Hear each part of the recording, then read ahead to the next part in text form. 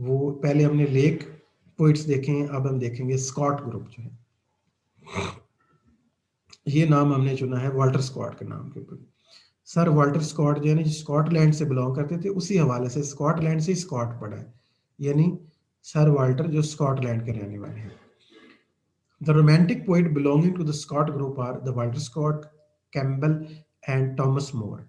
Thomas more, کیمبل and Walter Scott, یہ تین poet ہیں جن کو ہم اسکاٹ گروپ کہتے ہیں. تو یہ لیک گروپ پر بھی کوشچن آ سکتا ہے آپ کو، اسکاٹ گروپ لکھیں یا ہو سکتا ہے لکھے ہوں آپ کو گیس کرنے ہوں. یہ بھی ذرا دھیان میں رکھیے گا یہ کون کون سے ہیں. They bridge the years which preceded the second outburst of the high creative activity in the romantic period. تو ان کا جو درمیانہ دور ہے نا اسکاٹ گروپ کا، یہ درمیان میں آتے ہیں. پہلے ہائی کریٹیوٹی آتی ہے ورڈزورتھ، کالریج اور ساؤتھی کی شکل میں، پھر اسکاٹ گروپ درمیان میں ہے، اور high creativity again outburst ہوگی ینگر پوئٹس کی فارم میں، جو بعد میں شیلی اور کیٹس آئیں گے اور بائرن آئیں گے. تو ان کے درمیان میں ان کی جگہ ہے. ان میں پہلے نمبر پہ دیکھیں تو سر والٹر اسکاٹ ہیں 1771 اینڈ 1832 تک ان کا ٹائم ہے.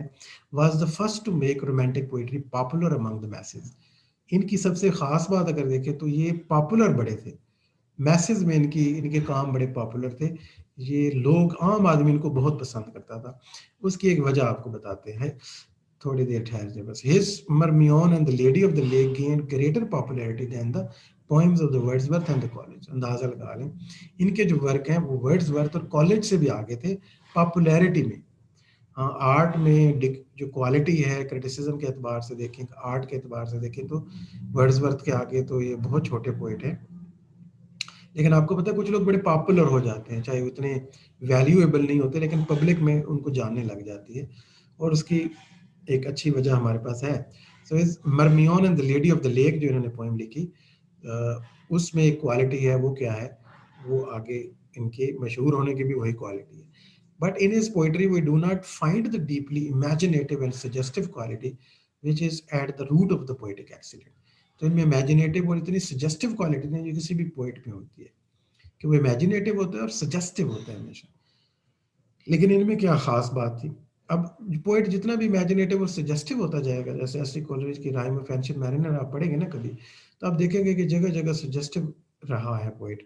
تو وہ عام آدمی کو ڈی کوڈ کرنا، ڈی سائفر کرنا ذرا مشکل ہو جاتا ہے اس کے لیے.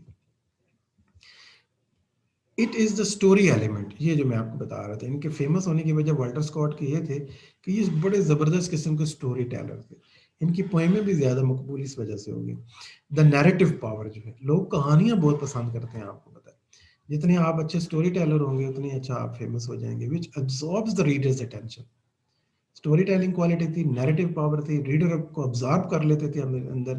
دس is why they are the more popular with the young readers. ٹھیک ہے. His best known poems are The Lady of the Last Minstrel, مرمیون، یہ اوپر بھی ذکر ہے، مرمیون The Lady of the Lake جو، اور The Last Minstrel، اور روکبے The Lord of the Isles. یہ ان کے فیمس ورکس ہیں. All of them recapture the atmosphere of the Middle Age. اور اگلی ان کی جو کوالٹی ہے، نیریٹو کوالٹی ہونے کے ساتھ لو آف دا پاسٹ آپ کو یاد ہوگا. تو یہ ہمیشہ ریکیپچر کرتے ہیں مڈل ایجز. مڈل ایجز کی جاتے ہیں، پاسٹ میں جاتے ہیں، اور پرانے وقتوں میں یہ ایسے وہ کہتے ہیں نا پرانے وقت بڑے اچھے تھے، بڑا اچھا ٹائم تھا، تو بس اسی طرف لے کے جاتے ہیں. رومانٹکس کی یہی کوالٹی ہے، وہ دوسری دنیاؤں میں جاتے ہیں. جیسے قبلہ خان لکھ کر وہ چائنا، اینشنٹ چائنا میں لے جاتے ہیں، ایگزوٹک قسم کی فیلنگ آتی ہے لوگوں کو. And breathe an air of the supernaturalism and superstition. ٹھیک ہے. تو اگر سپر نیچرلزم اور ان سارا میں سے واچ ورڈ ان کو دینا پڑے نا مجھے، تو وہ سپرسٹیشن ہوگا. تو یہ سپرسٹیشن میں وہ لے کے جاتے ہیں ریڈر کو، جیسے کالریج سپر نیچرلزم میں اور ورڈزورتھ نیچرلزم میں لے کے جاتے ہیں. After 1815 Scott wrote little poetry and turned to prose romance in the form of a historical novel. 1850 کی بات تو یہ بالکل ان کو پتہ چلا کہ میں بڑا اچھا اسٹوری ٹیلر ہوں تو مجھے پوئٹری میں وقت نہیں ضائع کرنا چاہیے، تو انہیں ناول لکھے، ہسٹوریکل ناول کی انہوں نے بنیاد رکھی ہے. اب جو ہم پڑھتے ہیں نا ہسٹوریکل ناول، سب سے پہلے والٹر اسکاٹ نے ہی ان کو لکھا تھا. In which field he earned great and enduring fame. تو اس لحاظ سے زیادہ تو لوگ ان کو ہسٹوریکل ناولسٹ کے طور پہ جانتے ہیں، ایز اے پوئٹ بہت کم لوگ جانتے ہیں. اب آپ لوگ جانتے ہیں. نیکسٹ اگر ہم جائیں جو ہم اسکاٹ گروپ میں دیکھ رہے ہیں، ٹامس کیمپل کو دیکھ لیتے ہیں. نیچے میں نے اس لیے کیا تھا کہ وہ ہم اس کو دیکھ سکیں. Were prominent among the host of the minor poets. Scott group جو کہ کسی حد تک مائنر گروپ ہی ہے، تو یہ بھی ان میں ایک امپورٹنٹ ہے. ٹامس کیمپل اینڈ ٹامس مور، ان کو اکٹھے دیکھ لیتے ہیں. Among the host of the minor poets who following the vogue of Scott wrote versified romances. انہوں نے بھی سٹوریز لکھی ہیں اور انہوں نے والٹر اسکاٹ کو فالو کیا ہے. یہ سمجھ لیے دوسرے جو پوئٹ ہیں یہ ان کے فالوورز ہیں. کیمپل روڈ جرٹ روڈ آف وائمنگ، ٹھیک ہے، جرٹ road of وائمنگ 1809 in the Spenserian stanza which does not hold so much interest today as his patriotic war song یہ Mariners of England and the Battle of the Baltic and ballads such as Lord Ulin's Daughter. یہ ان کے کچھ work ہیں اور یہ follower ہیں Scott کے. ان میں بھی اسٹوری ٹیلنگ کوالٹی ہوگی، آپ سمجھ سکتے ہیں. دا پوئمز آف دا مور جو سیکنڈ ہے Thomas more. The poems of the more are now old-fashioned and have little interest for the modern reader.